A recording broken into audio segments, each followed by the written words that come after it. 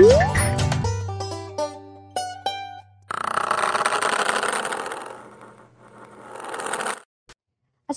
warahmatullahi wabarakatuh. Selamat siang semua sahabat JIH dimanapun berada. Kita kembali lagi di Health Talk bersama Rumah Sakit JIH Solo. Nah, di bulan Juni ini kita juga merayakan ya dok, Hari Anak Sedunia. Expert speaker kita pada sore hari ini juga luar biasa sekali. Beliau adalah Dr. Ani Suryanti Widyastuti, SPA MKes. Beliau adalah dokter spesialis anak Rumah Sakit JIH Solo. Makanya karena ini kita juga memperingati bulan Juni ya, nanti ada Hari Anak Sedunia, dan juga bulan Juli nanti Hari Anak Nasional. Tema kali ini sangat-sangat relate. Relate juga sama semua fasilitas layanan di Rumah Sakit JIH Solo. Karena di Rumah Sakit JIH Solo sudah ada one stop tumbuh kembang anak. Dan salah satu layanan unggulan dari Rumah Sakit JIH Solo adalah Mom and Kid Center. Salah satunya adalah beliau ini, salah satu dokter favorit di sini. Makanya hari ini kita akan membahas tentang deteksi dini keterlambatan dan gangguan pada tumbuh kembang anak, yang pasti relate ya dengan mam-mam semua yang ada di rumah. Dokter Ani, silakan disapa seluruh sahabat JIH yang sudah menyaksikan pada sore hari ini. Oke, Assalamualaikum sahabat JIH. Alhamdulillah ya, kita dalam sore hari ini berkesempatan untuk sedikit berbagi materi mengenai tumbuh kembang anak. Yang pasti itu materi yang sangat seru bagi para sahabat JIH yang terutama punya anak-anak yang masih proses tumbuh kembang. Iya, jadi cocok ya dok ya, Cocok. pas banget. Jadi dokter, yang dimaksud nih dok, kita langsung aja ya dokter. Jadi orang-orang pasti akan bertanya, yang dimaksud dengan anak tumbuh dan anak berkembang itu seperti apa dok? Oke, kadang-kadang kita berpikirnya bahwa tumbuh kembang itu adalah suatu hal yang sama, padahal sebenarnya berbeda. Tetapi memang itu harus berjalan bersama-sama. Kalau tumbuh itu kita berpikir atau berorientasi masalah dari penambahan ukuran, ya, penambahan ukuran, bertambah besarnya ukuran, bertambah panjang ukuran, yang kita bisa lihat dengan dimensi yang bisa secara antropometris kita ukur. Jadi misalkan panjang badan, berat badan, lingkar kepala. Nah, itu adalah proses pertumbuhan di mana dia ada perubahan ukuran, baik itu dari sel-selnya, dari organnya, dan tubuh kita semakin bertambah. Itu yang disebut pertumbuhan. Sedangkan dari perkembangan itu sendiri adalah bertambahnya skill, kemampuan dari organ-organ itu dengan adanya maturasi atau kematangan dari sistem organ itu. Jadi misalkan pada anak tuh ya, perkembangan itu kita berbicara skillnya, kemampuannya. Anak pada usia sekian, misalkan usia 3 bulan, dari lahir dulu ya, lahirnya misalkan dia beratnya 3 kilo, dia usia 3 bulan, otomatis pertumbuhannya dia ada penambahan berat badan dong. Nah, pertama berat badannya berapa? Nah, secara perkembangannya bagaimana? Harusnya perkembangan itu bisa gitu. Jadi berbeda antara perkembangan dan pertumbuhan. Kalau bicara masalah pertumbuhan itu adalah bicara yang bisa diukur secara quantity. Tapi kalau bicara perkembangan itu ada bicara quality, kualitas dari si anak itu skillnya bagaimana, dia bisa apa. Jadi secara kualitatifnya. Oke, tapi kalau bicara tentang pertumbuhan dan perkembangan dok, apakah ada standar atau pedoman? Kan biasanya banyak moms ini khawatir, banyak ibu-ibu khawatir, oh anak saya sama-sama umur 3 bulan, anaknya yang si A sudah bisa tengkurap, sudah kuat, anak saya belum. Itu apakah ada pedomannya dok seperti itu? Betul, pasti itu para moms ini selalu, aduh kok anakku begini ya. Nah itu pasti ya. Tetapi kita juga harus mengetahui bahwa memang di dalam proses tumbuh kembang itu ada yang menjadi patokan. Tetapi itu tidak sama pada setiap anak karena banyak faktor yang mempengaruhinya. Tapi secara umum kalau kita bicara untuk pertumbuhan itu ada di mana si anak ini punya tugas, namanya tugas perkembangan ya, yang harus dicapai sesuai dengan usianya. Kalau pertumbuhan itu juga ada, dia harus ada penambahnya berapa. Jadi ada yang harus kita pantengin nih sebagai orang tua ya. Kita tuh harus bisa melihat, oh anakku tumbuh apa enggak ya? Oh anakku tuh berkembang apa? Itu ada yang bisa kita lihat. Sebenarnya itu sangat gampang bagi orang tua untuk melihat anaknya itu melalui proses tumbuh kembangnya itu sesuai atau tidak. Karena patokan itu sudah ada di dalam buku KIA. Saya Pink. selalu Ya. buku pink ya. Saya selalu kalau misalkan itu jangan lupa ya Ma ya, buku pinknya mana. Karena di sini ada alat yang bisa digunakan oleh para ibu-ibu, para orang tua itu untuk memantau bagaimana pertumbuhan. Seperti tadi saya kemukakan, pertumbuhan itu bicara antropometris, sesuatu hal yang diukur, yang bisa kita lihat dan bisa kita plotkan setiap bulan. Jadi kita melihat anak kita tumbuh itu evaluasinya tidak setiap minggu, tapi bisa kita lihat setiap bulan. Dan ini ada untuk yang bisa kita lakukan, memplotkan anak kita itu tumbuhnya bagaimana. Kita lihat berat badannya bagaimana. Di sini sudah ada usianya dari 0 sampai dengan usia 2 tahun, kemudian di belakang sampai dengan 5 tahun. Nah, inilah yang bisa kita lakukan sebagai orang tua untuk memantau, untuk melihat apakah anak kita berjalan sesuai dengan relnya untuk pertumbuhan. Nah, itu untuk pertumbuhan kita menggunakan grafik.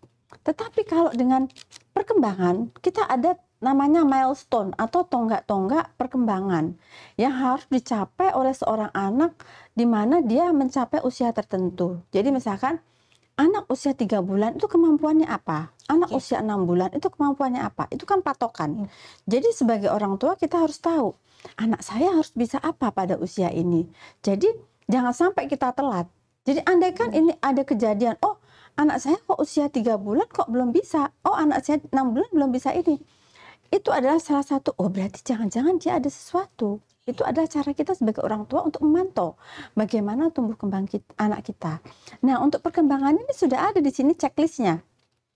Ini ada di dalam buku KIA ini adalah, nih ya, saya perlihatkan di sini adalah untuk melihat kemampuan anak kita sampai dengan 3 bulan itu apa. Di sini sudah ada checklistnya. Sudah ada checklistnya ya dok. Yang Jadi bisa harus sambil dicapai pada anak itu. Nah, kalau sebagai orang tua sudah tahu, kok ternyata ada yang belum bisa dicapai, itu adalah salah satu cara kita untuk melihat, memantau, oh anak kita itu sudah sesuai dengan rel tumbuh kembangnya atau belum. Seperti itu. Dan buku ini juga bisa dijadikan untuk waspada ya dok, deteksi dini terhadap gangguan pertumbuhan tadi ya. Jadi kalau merasa sepertinya pertumbuhan dan perkembangannya tidak sesuai koridor, berarti harus langsung ketemu dengan dokter spesialis anaknya ya. Betul. Apakah yang terjadi?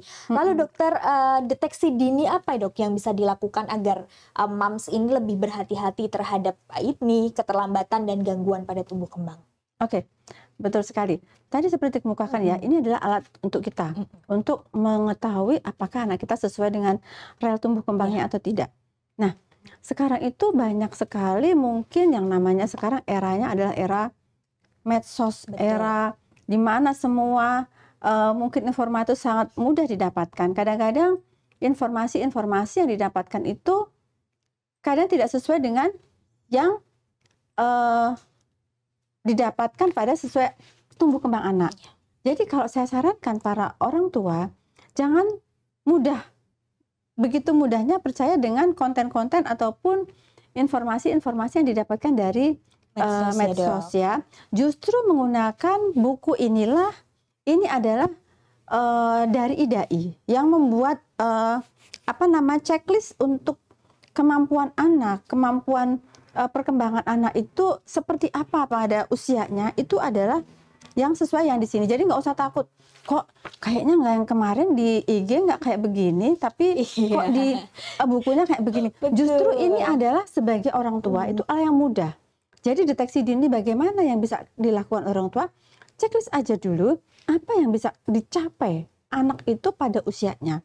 Kalau ternyata pada usianya itu dari checklist banyak yang belum dicapai atau belum mampu, justru itu sebagai alat orang tua untuk segera mengetahui ada apa, kok jangan-jangan anak saya ada gangguan seperti itu. Dan itu bisa sebelum nanti misalkan nanti dulu deh kita lihat jangan-jangan ini cuma telat sedikit, ada sebenarnya namanya stimulasi yang bisa dilakukan oleh orang tua manakala ada di dalam checklist ini yang ada belum bisa dilaksanakan. Seperti itu. Nah, kalau dengan simulasi kok belum, nah bisa langsung ditanyakan kepada dokter anak. Nanti perlu apa yang bisa kita gali? Adakah gangguan perkembangan atau keterlambatan yang ada pada anak ini? Seperti itu. Tapi paling tidak dari orang tua itu sudah ngeh bahwa ada sesuatu yang berbeda yang pada anak ini belum bisa lakukan untuk usianya. Berarti memang awareness dari orang tua itu sendiri sangat penting ya dok, karena sekarang jarang dok mau buka buku KIA, baca checklist, lebih percaya dengan sekarang apa yang dilihat. Gampangnya begini ya. Jadi ini himbauan untuk para moms, jadi pasti semuanya punya buku KIA, buku pink ajaibnya itu dibuka lagi. Jadi nanti kalau misal memang ada sesuatu yang mengkhawatirkan, oh sepertinya anak saya mengalami gangguan atau keterlambatan, baru ke dokter anak. Tapi selama itu tidak sesuai dengan apa yang ada di medsos, no problem. Yang penting sesuai dengan buku pink ya dok. Betul. Ada juga ini Mbak ya, kadang-kadang di dalam rumah sakit itu ada banyak yang beberapa rumah sakit yang saya temui, karena ada beberapa pasien juga yang membawa buku KIA, tetapi sudah dilakukan mungkin sedikit modifikasi ya. Nah, grafik-grafiknya itu kadang-kadang tidak sesuai yang ada di sini. Nah, itu kadang-kadang juga bagi orang tua agak-agak membingungkan. Jadi kalau yang kita justru sarankan itu memang yang isinya itu sama yang dapat dari pemerintah. Karena itu sangat mudah bagi orang tua untuk melakukan pemantauan untuk pertumbuhannya dan juga perkembangannya, karena sudah ada target-targetnya. Jadi dalam setiap bulan itu anak saya harus naik berapa kilo, dia harus ada di area yang mana. Ini kan ada warna-warnanya, itu sudah menjadi rambu-rambu. Jadi kadang-kadang mungkin rumah sakit itu melakukan modifikasi buku ini yang mungkin kadang bagi orang tua itu justru kurang bisa informatif maksud saya. Jadi kalau saya sarankan yang sederhana ini yang ada di buku KIA yang mungkin dikenal dengan buku pink ini justru isinya lebih memudahkan orang tua untuk melakukan pemantauan maupun deteksi dini pertumbuhan dan perkembangan. Baik, kita masih membahas tentang deteksi dini keterlambatan dan gangguan pada tumbuh kembang anak. Silahkan untuk sahabat JIH yang ingin bertanya kepada Dokter Ani, bisa menuliskan pertanyaannya di kolom komentar live Instagram maupun YouTube Rumah Sakit JIH Solo pada sore hari ini. Dan nanti untuk yang beruntung, 4 orang pemenang akan kita berikan giveaway sebesar 100.000 untuk 4 orang pemenang. Baik, ternyata sudah ada pertanyaan dokter. Sudah ada. Yang pertama dari @ghjhgjk71. Aduh, ini agak susah ya namanya. Baik, Assalamualaikum dok. Saya tanya, anak saya umur 5 bulan, punya step, gimana cara menambah pertumbuhan yang sampai sekarang kurus, sering jatuh dokter? 5 bulan. Ya. Kalau 5 bulan beratnya berapa begitu ya? Sebenarnya data ini kita bisa maksudnya dengan 5 bulan itu maksudnya pertumbuhan saat ini itu beratnya berapa. Jadi kan ada targetnya ya. Betul. Maksudnya usia 5 bulan itu dia beratnya berapa. Jadi harusnya berapa, berat lahirnya berapa. Karena itu ada hitung-hitungannya. Jadi kalau misalkan bagaimana cara menambah pertumbuhannya. Pertumbuhan kan berarti dilihat dari segi yang tadi kita bisa ukur ya, mungkin dari berat badannya mungkin maksudnya ya. Kalau berat badan berarti bagaimana anak usia 5 bulan berarti kan dia dapatnya ASI doang ya. Nah, kalau ASI doang berarti kan dapatnya si anak ini gizinya dapat dari nutrisi mamahnya. Bagaimana mamahnya bisa memberikan nutrisi yang banyak sehingga bisa meningkatkan berat badan anaknya begitu kan ya.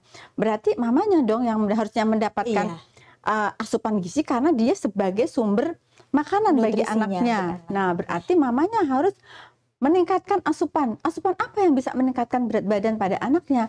Otomatis harus yang tinggi protein dan juga tinggi lemak. Seperti itu.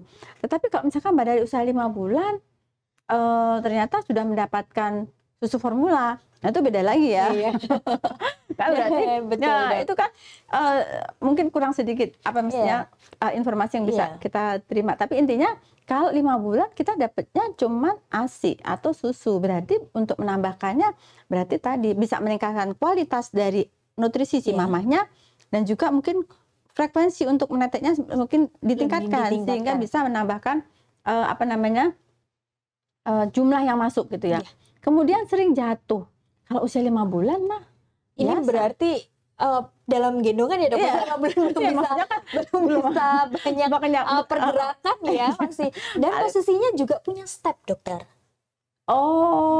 Maksudnya Ini kejang gitu ya? Iya. Oh, oke oke oke. Kalau dengan riwayat punya kejang dengan usia 5 bulan, dia sering kejang berarti dia harus kondisikan kejangnya itu yang bagaimana? Apakah kalau kejang di dalam usia 5 bulan takutnya dia ada juga infeksi di intrakranial, itu juga akan berbeda lagi manakala, eee, kalau sering kejang kan takutnya dia dalam perawatan ya, Iya. maksudnya nggak mungkin kan dia Iya. di rumah. Kalau perawatan kan berarti beda lagi. Mungkin dia ada kondisi-kondisi yang mendasari sehingga dia ada sering stepnya itu. Berarti kan ada kendala di Iya. dalam karena dia ada sakitnya, otomatis kita harus tahu juga ini apa yang menyebabkan step itu. Sehingga kita bisa atasi penyebab stepnya sehingga biar tidak menjadi kendala di dalam proses pertumbuhannya. Tumbuhannya.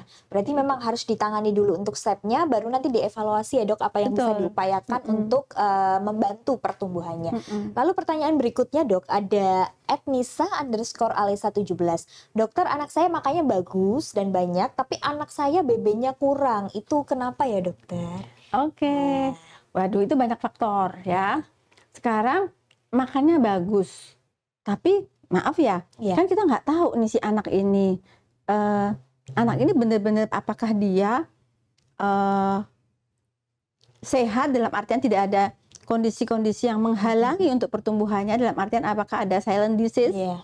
itu juga bisa mempengaruhi. Dengan adanya silent disease itu juga bisa menghambat untuk pertumbuhannya, sehingga kayaknya ini makannya banyak, Iya. cuman makannya nggak buat berdirinya aja, Iya. tapi juga buat untuk melawan sakitnya juga. Jadi yang tadinya mungkin maam 1 piring, mungkin yang buat pertumbuhannya cuman akhirnya nggak semuanya karena buat melawan sakitnya juga.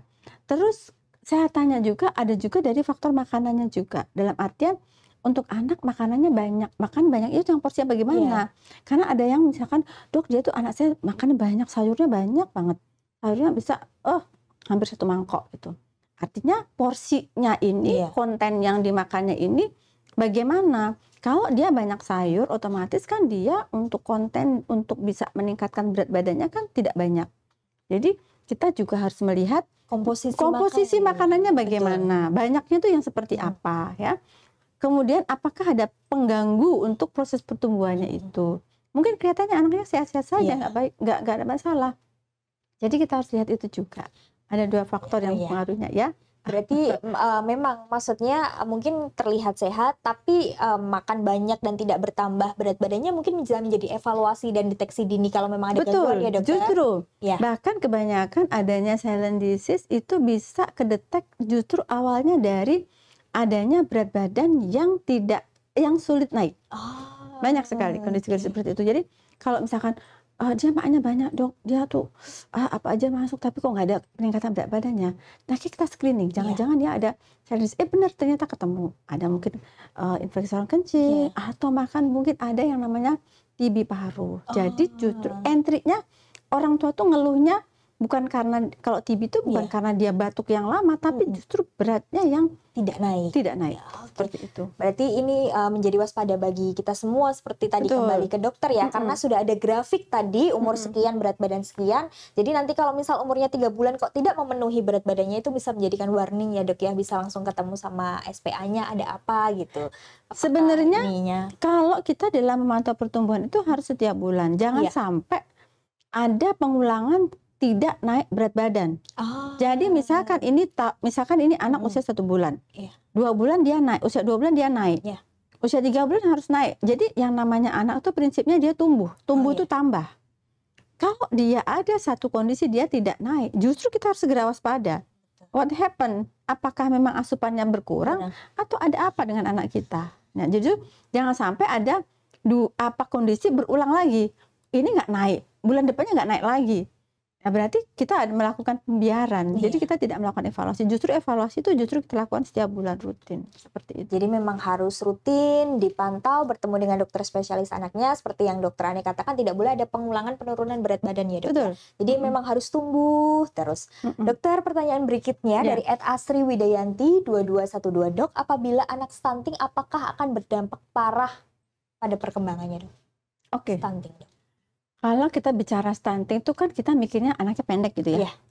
Sebenarnya di dalam stunting itu sudah ada kondisi dia kekurangan energi dalam jangka waktu yang panjang, yang lama, sehingga dia sampai berdampak pada panjang atau tinggi badannya. Iya. Yang kelihatan itu kan kelihatannya panjang atau tinggi iya. badannya aja, tetapi di dalam tubuhnya itu dia sudah kekurangan semuanya. Terutama apa? Kita dalam ukuran antropometri itu kita melihat berat badan, panjang badan, dan juga lingkar kepala. Nah, itu semuanya ada maknanya. Iya. Di dalam lingkar kepala ini ada pertumbuhan otak. Jadi kalau kita melihat anak itu sudah stunting, dia sudah ada penurunan atau kekurangan energi dalam waktu yang panjang, otomatis dia sudah ada kekurangan pertumbuhan atau hambatan pertumbuhan di dalam otaknya. Otomatis itu akan mempengaruhi perkembangannya. Bahkan ada penelitian yang mengatakan bahwa dengan adanya stunting ini ada penurunan IQ. Jadi otomatis kalau dia apakah ada berdampak parah pada perkembangannya.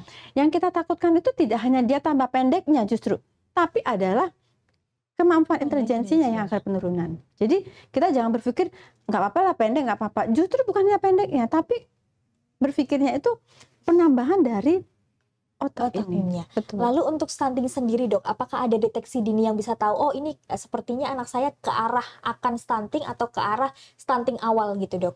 Itu dia. Makanya lagi-lagi saya sangat menganjurkan ini buku ini sangat-sangat penting. Di sini ada namanya tadi berat badan yang kita lakukan plotting setiap bulan. Tadi ya, ada panjang badan yang kita lakukan juga. Ini di sini ada petunjuknya, ada garis ya, ada warnanya ini ya. Nih. Ini ada maknanya lah, kalau garisnya udah mendekati ini ya jangan. Ini udah di bawah ini udah stunting. Lah jangan sampai ada ini. Makanya jangan sampai ada berulang tidak ada kenaikan. Kalau udah berulang tidak ada kenaikan, otomatis akan ada hambatan. Hambatan lagi, sehingga akan berdampak pada panjang badannya. Itu adalah alat kita deteksi. Bagaimana kita mencegah itu salah satunya dengan ini, rajin mengeplotkan untuk penambahan antropometri. Jadi panjang, tinggi, berat badan, sama lingkar kepala. Jadi itu bisa sekali untuk kita orang tua. Bagaimana nih trennya anak kita nih, panjangnya nih gimana? Apakah dia dalam posisi yang aman atau sudah mendekati ke arah mendekati ke arah stunting. Lalu berbicara tentang stunting sendiri dok, apakah ketika seorang anak sudah dinyatakan anak ini adalah stunting bisa sembuhkah dok? Maksudnya bisa pulihkah, menjadi normalkah, diperbaiki pertumbuhannya, perkembangannya? Kita bicara dalam pertumbuhan ini, stunting ini, kita di dalam pertumbuhan otak itu akan maksimal tumbuh itu pada 2 tahun pertama. Makanya kalau kita ada anak tahu ini anak ini misalkan usia sebelum 2 tahun, kita masih punya waktu untuk mengejar 80% ini. Ya, jangan sampai dia jatuh.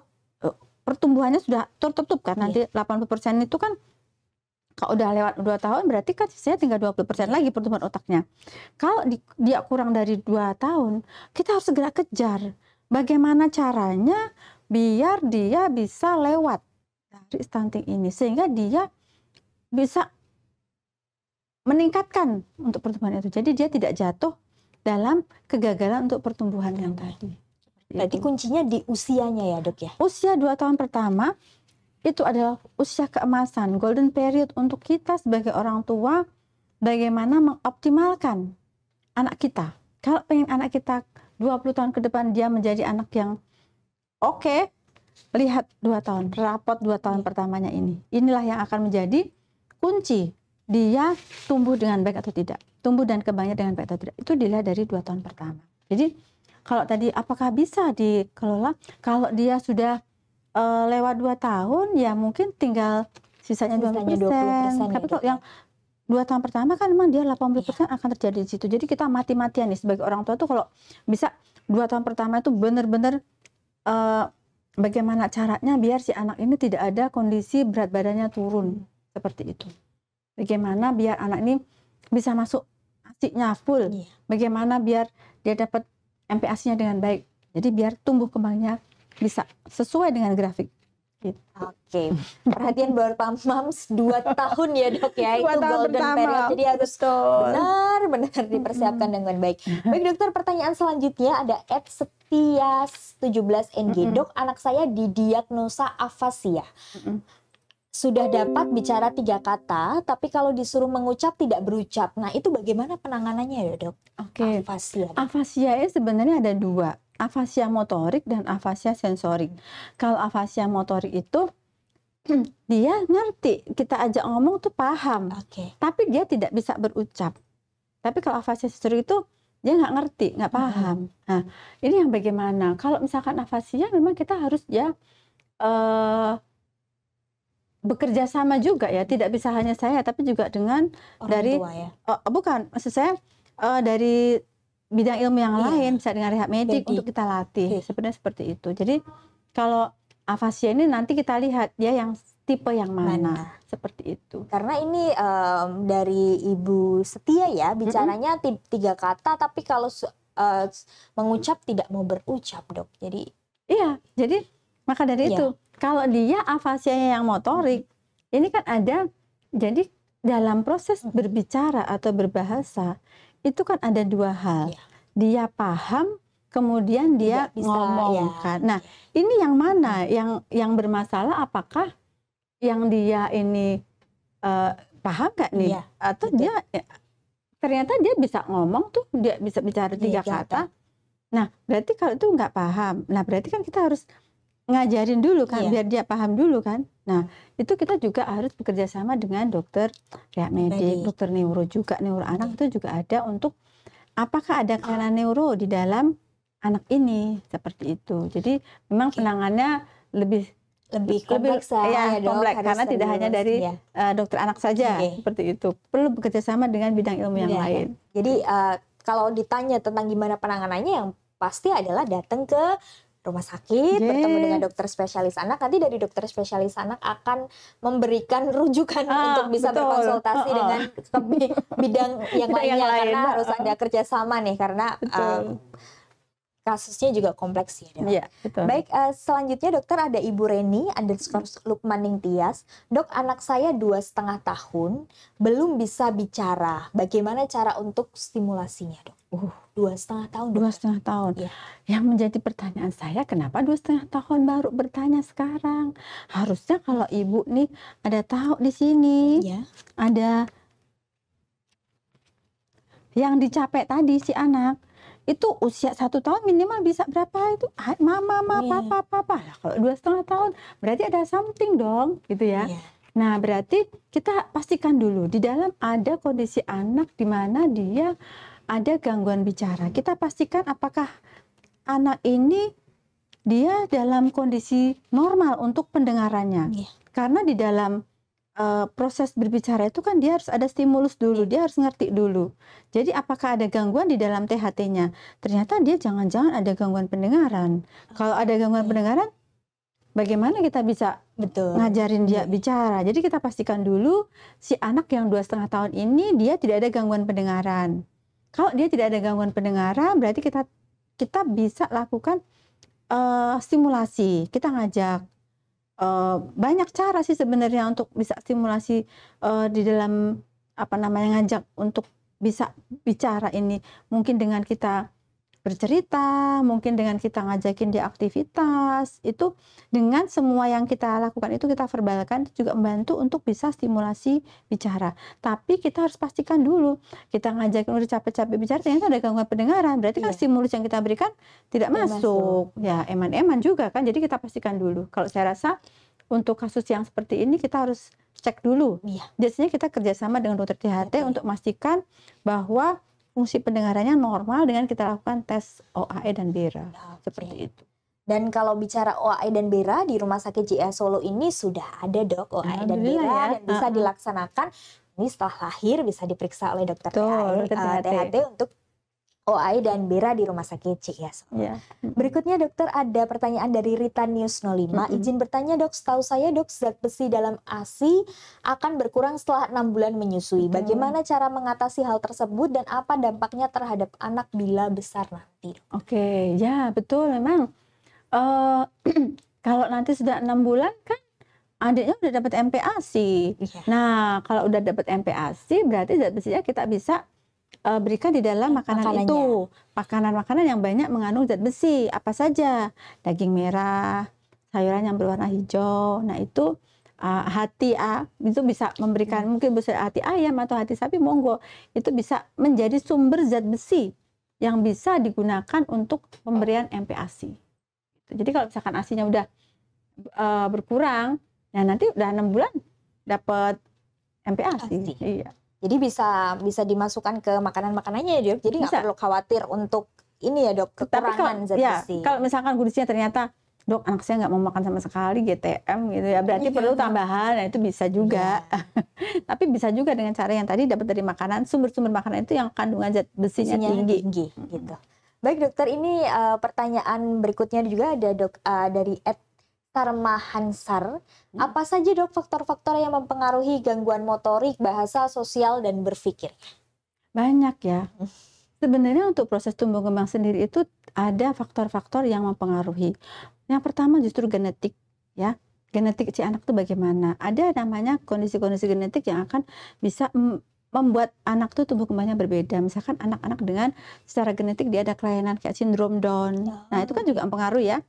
Nah, itu pertama. Jadi dari benihnya dulu si genetik itu bagaimana. Kemudian dari lingkungan. Lingkungan itu bisa diawali dari prenatal. Jadi waktu dia anak belum lahir. Jadi anak di dalam kandungan itu juga membawa potensi untuk terjadi perubahan, perbedaan di dalam proses tumbuh kembangnya. Bagaimana selama dalam kandungan?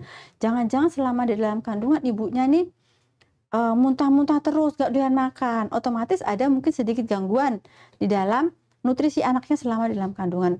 Atau misalkan ternyata lahirnya prematur, usianya belum cukup. Itu kan berarti kondisi sebelum dia lahir kan ya.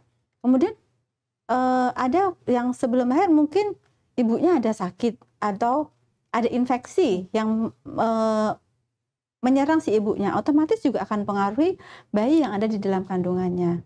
Kemudian pada saat lahir, bagaimana proses kelahirannya? Apakah proses kelahirannya lancar? Jangan-jangan ada proses kelahiran yang menghambat sehingga dia tidak langsung menangis atau asfiksia, atau mungkin lahirnya dia pernah mengalami karena ada hambatan kelahiran, mungkin dia mengalami tarikan sehingga ada mungkin hambatan di dalam proses kelahirannya itu di vakum ataupun di forceps, itu juga bisa mempengaruhi. Kemudian setelah lahir, bagaimana pengelolaan anaknya? Apakah pemberian nutrisinya bagaimana, lingkungan sosialnya bagaimana? Jadi sebenarnya di dalam proses tumbuh kembang itu sangat kompleks yang mempengaruhi. Tapi secara umumnya tadi ya ada genetiknya juga lingkungannya. Lingkungannya ada di bagi prenatal, postnatal dan lain-lain. Seperti itu. Oke, berarti jadi, kalau banyak. Ini ya, Dok, ya, kalau membicarakan tentang pertumbuhan dan perkembangan memang sejak dalam kandungan ya, Dok. Betul. Jadi kalau kita bicara anak ini tidak hanya begitu anak kelihatan, tapi ini anak adalah hasil proses sebelumnya. Jadi kita harus lihat juga flashback bagaimana tata kelola selama di dalam perut itu bagaimana. Berarti memang ibu-ibu yang akan hamil, sedang hamil memang harus benar-benar memperhatikan persiapannya seperti itu ya, Dokter. Baik, Dok, kita ke pertanyaan berikutnya. Ada Erna Darmayanti, apakah acuannya harus di buku KIA, Dok? Apakah ada cara lain? Misal telat sedikit amankah, dan kapan seharusnya melakukan pemeriksaan? Misal ada patokan khusus harus segera ke DSA. Oke. Kenapa saya tadi bicara buku KIA? Karena buku KIA itu yang paling gampang. Ini buku KIA ini kan adalah dibuat untuk semua lapisan masyarakat dengan berbagai macam tingkat pendidikan. Jadi kalau mungkin orang-orang kota gampang aja ya. Saya ada primaku nih, ada kan itu. Nah, itu bisa. Tapi tidak semua orang bisa mungkin yang itu ya, mungkin maaf ya di ujung mana lah ya, di ujung Indonesia, nah itu mungkin gitu ya, belum ada fasilitas itu, tapi dia ada puskesmas, itu pasti ada buku KIA ini. Kalau di buku KIA ini alat yang mudah untuk bisa memantau gitu loh. Kenapa harus buku KIA ini? Karena di sini udah ada patokan-patokan yang harus dicapai. Jadi orang tua itu mudah, nggak jelimet. Orang yang istilahnya yang paling nggak ngerti apa-apa tuh, oh dikasih tahu, oh ini loh, nanti usia ini segini loh, usia segini, gampang. Betul. Tapi kalau telat, maksudnya telat pemantauan itu yang bagaimana? Mungkin yang dimaksud telat sedikit itu ini dok, misalnya harus satu bulan harus dipantau, mungkin kelewat sampai 2 bulan pantauannya, lupa tidak tercatat, betul, seperti betul. itu dok. Kalau seperti itu, tadi seperti saya bilang, di dalam proses tumbuh itu kita kan melihat dia itu terpenuhi atau tidak kan ya, target-targetnya ini. Dan nanti kalau targetnya udah misalkan 2 bulan nggak terpenuhi, berarti di dalam tubuhnya itu sebenarnya sudah ada kekurangan. Nah, kalau nanti takutnya mamanya kelewatan tidak lakukan monitoring, berarti sebenarnya kekurangan udah ada berlangsung lama dong. Lah kalau sudah berlangsung lama, nanti akan berdampak juga ke yang lainnya. Makanya kalau bisa rutin setiap bulan 1 kali, seperti itu. Lalu kapan seharusnya melakukan pemeriksaan, misal ada patokan khusus harus segera ke DSA? Sebenarnya kalau harus segera ke DSA harusnya setiap bulan bertemu dengan DSA ya dok? Gimana ya? Saya jadi nggak enak nih kalau ini. Nanti takutnya saya, aduh harus bertemu. Sebenarnya untuk pemantauan sendiri itu bisa orang tua lakukan. Tetapi andaikan di dalam pemantauan itu kok ternyata dia menyimpang, monggo, mungkin ketemu dengan DSA. Tapi sebenarnya pemantauan itu tugas orang tua, bisa dilakukan. Nah ini kalau misalkan sudah diajarin, ini kalau misalkan harusnya seperti ini, harus seperti ini. Kok ternyata tidak seperti itu, monggo silahkan ketemu dengan dokter. Tapi kalau masa setiap bulan saya harus ketemu, kan aku bisa memantau sendiri. Sebenarnya bisa sebagai orang tua. Jadi tidak harus dengan ini. Bahkan kalau misalkan ibunya ini rajin ke posyandu, itu bisa loh pemantauan. Dibantu ya. Seperti jadi pemantauan itu tidak saklek, tidak saklek harus ke dokter anak. Lah sebenarnya kalau itu sudah saya ajarkan, bisa dipantau sendiri loh. Nanti kalau ada masalah baru ketemu saya. Dan sudah difasilitasi dengan posyandu. Jadi nanti ketika posyandu biasanya juga diminta membawa buku KIA ya dok, agar dibantu dipantau di situ. Nanti di buku KIA tadi saya sedikit mengintip, ada catatannya adalah rujuk bila tidak sesuai ya dok di situ. Jadi memang himbauannya sudah jelas, semua lapisan masyarakat bisa mengerti dengan membaca buku KIA itu sendiri.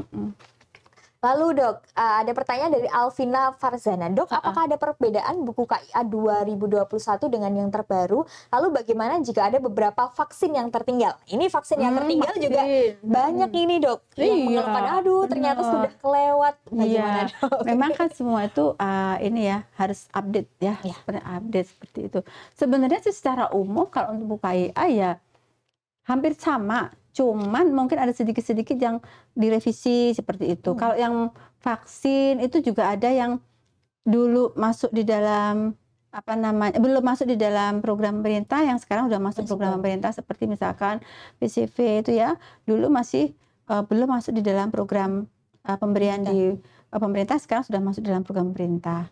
Kalau ada yang tertinggal, sebenarnya di dalam vaksin ini tidak ada kata tidak bisa untuk diberikan. Manakala memang ada yang tertinggal, sebenarnya masih bisa dilakukan catch up atau mengejar.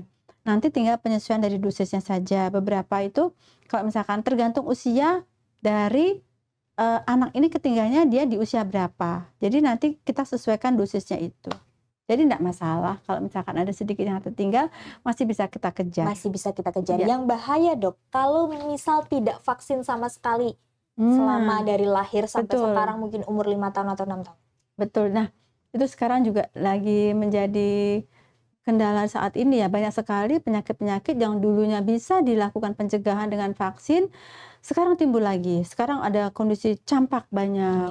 Ada kemarin kejadian polio juga, difteri juga, yaitu karena mungkin semakin banyaknya gerakan-gerakan mungkin yang ada anti vaksin. Sebenarnya itu sangat merugikan pada anak-anak yang lain yang dulunya itu sudah hilang, dikatakan udah nggak ada lagi polio. Kok ada yang campak itu sekarang bisa dikatakan, aduh saya bisa ini sampai yang dari yang grade yang paling ringan sampai yang berat. Saya punya pasien dengan campak itu karena ceritanya dulu sudah divaksin, belum sama sekali. Jadi sekalian juga di sini kalau saya boleh sarankan kepada para orang tua untuk memberikan vaksin kepada anaknya, bisa memberikan perlindungan selain buat anaknya juga untuk yang anak-anak yang lain. Baik, jadi tidak hanya memikirkan kepada si anak, karena nanti mungkin kalau usia sudah di sini 5 tahun kan sudah sekolah ya dok ya, jadi sudah banyak teman, jadi memang harus difikirkan juga lingkungannya. Dokter, pertanyaan berikutnya ada dari Rizal Nurman Wijaya. Dok, adakah pengaruh nutrisi makanan dalam tumbuh kembang anak, apalagi anak saya yang tidak doyan sayur dan hanya mau telur goreng?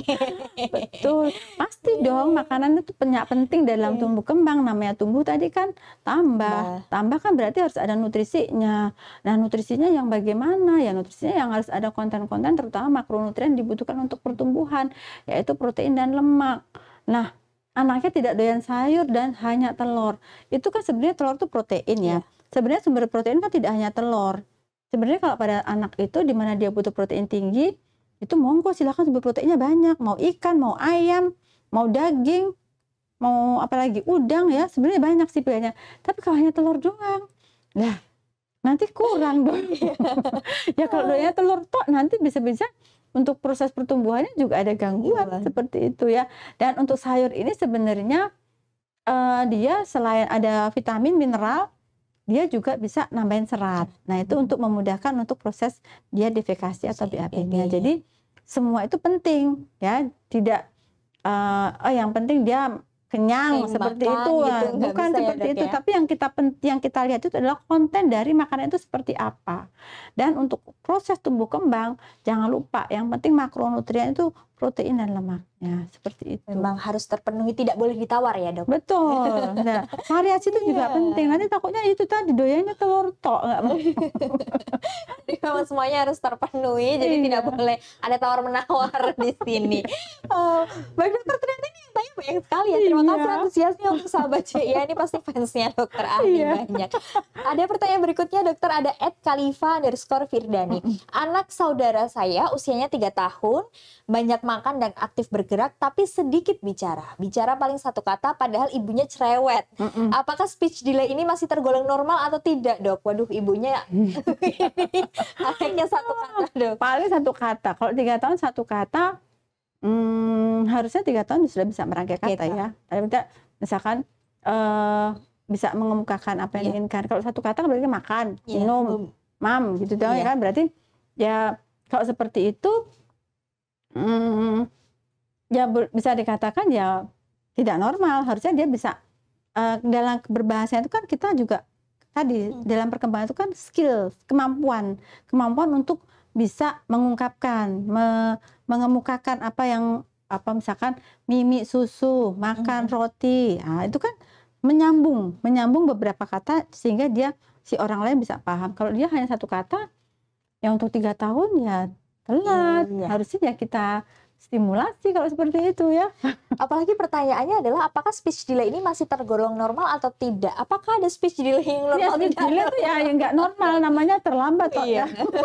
Ini pertanyaan normal. Ya jelas maksudnya ya tidak normal dan harus segera diperiksakan ya dok ya. Betul.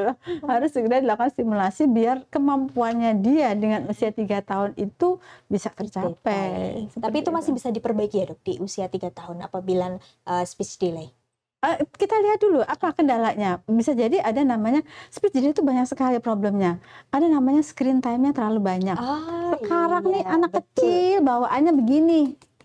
Betul. Mamanya ribet sendiri, anaknya yang penting diem. Nih kasihin.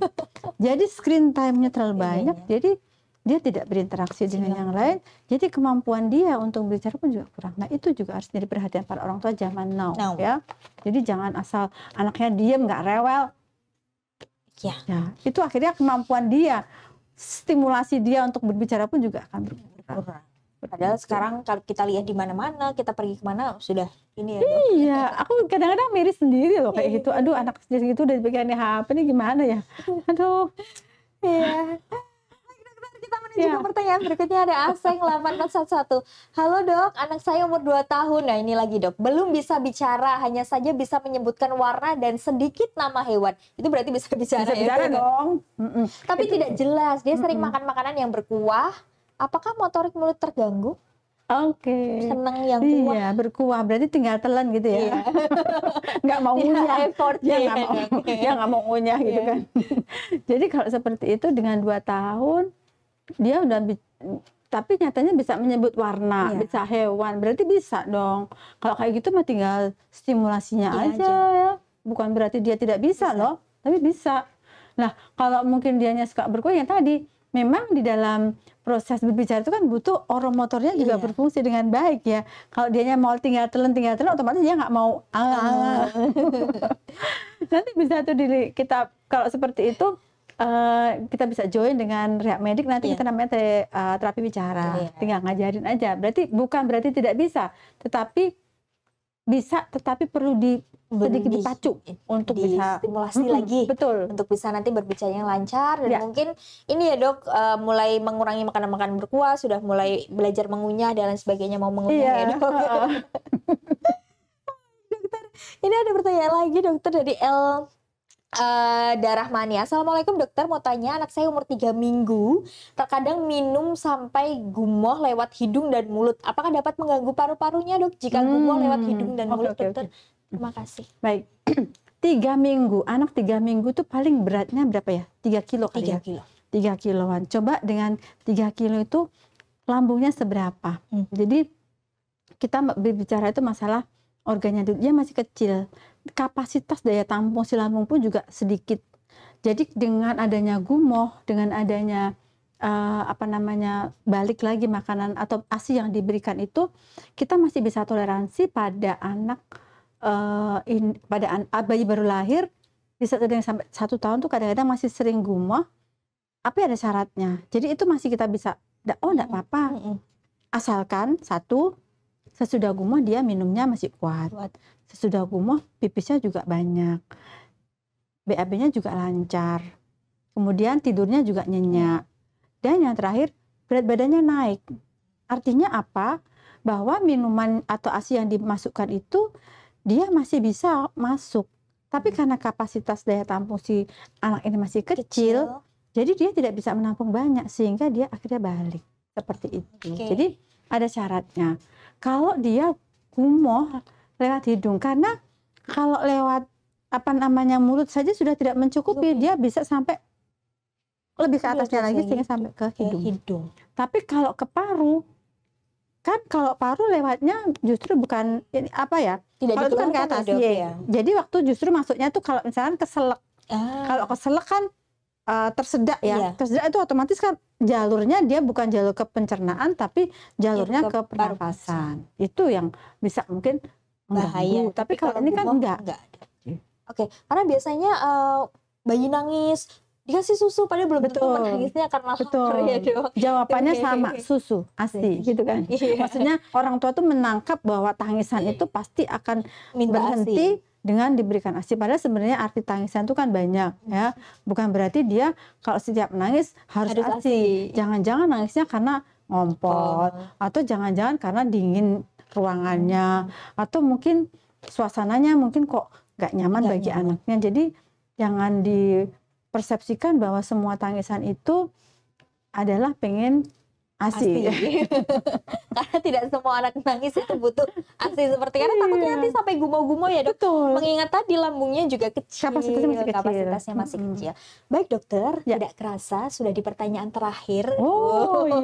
Terima kasih sekali antusiasnya untuk sahabat JIA. Ini pertanyaan terakhir dari @only1. Dokter, apakah di Rumah Sakit JIA Solo menyediakan screening tumbuh kembang si kecil serta pemeriksaan anamnesis bisa dimulai kapan dokter?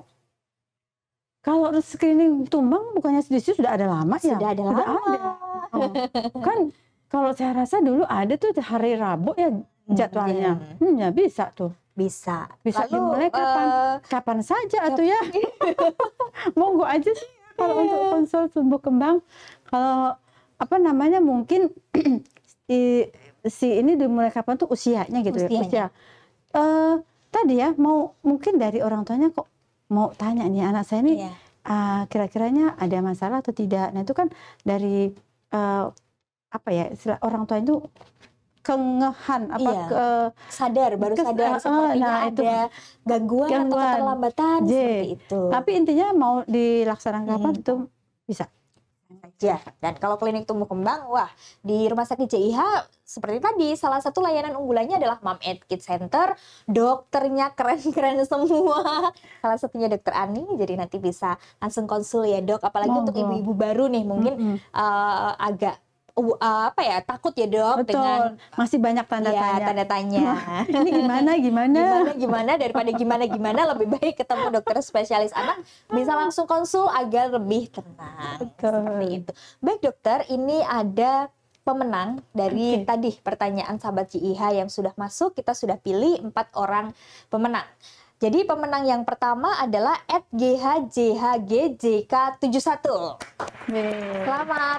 Ada yang kedua dari @Setia17NG. Yang ketiga ada @Sarmahansar.